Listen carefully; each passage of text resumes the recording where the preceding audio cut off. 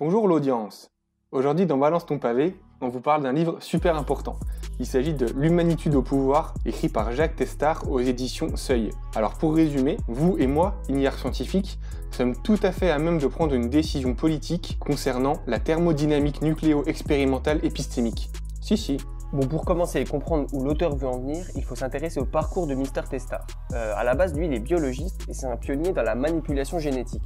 Mais quand il a vu toutes les dérives engendrées par ses découvertes, notamment le clonage et compagnie, il s'est dit qu'il avait peut-être fait une connerie. Il a ainsi créé la fondation Science Critique, qui réfléchit aux implications politiques, éthiques et philosophiques de la science. Il considère que la science n'est pas hors sol, qu'elle est inscrite dans un contexte politique et historique, qui la structure et qui l'instrumentalise. En fait, il y a des questions démocratiques derrière la science. Mais quel rapport avec la thermodynamique nucléo-expérimentale épistémique?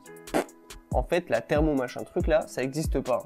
On aurait pu aussi dire la physique quantico-disruptive en phase B, bref, c'est juste pour donner un exemple d'une thématique scientifique qui a l'air ultra technique et compliquée. Donc l'idée de Testard est la suivante. Les citoyens lambda, sans bagage scientifique, si un certain protocole est mis en place, peuvent prendre des décisions sur des questions scientifiques pointues.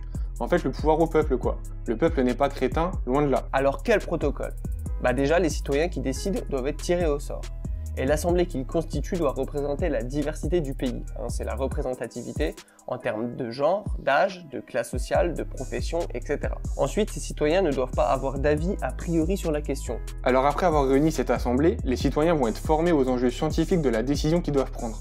Ainsi, plusieurs présentations sont organisées qui vont refléter l'ensemble des débats et des désaccords sur la question. En gros, c'est ça. Dans le détail, tout est plus complexe bien sûr, mais la conclusion est géniale. Si on suit ce protocole que Testard a expérimenté, il n'invente rien, les citoyens peuvent prendre des décisions justes, éthiques, équilibrées qui vont dans le sens du bien commun, sur des questions notamment scientifiques et donc politiques. Donc c'est vraiment une étude passionnante, surtout dans le contexte actuel. Avec la poussée démocratique des gilets jaunes et la multiplication des ateliers constituants par exemple, on se rend compte que le peuple, il est tout à fait légitime pour prendre des décisions. Ce sont pas aux technocrates et aux pseudo-experts sous influence de lobby de le faire. En fait, on en a tous les moyens. Toi, moi, nous, de bac-10 à bac+10, sans être passé par l'ENA. Voilà, bonne lecture.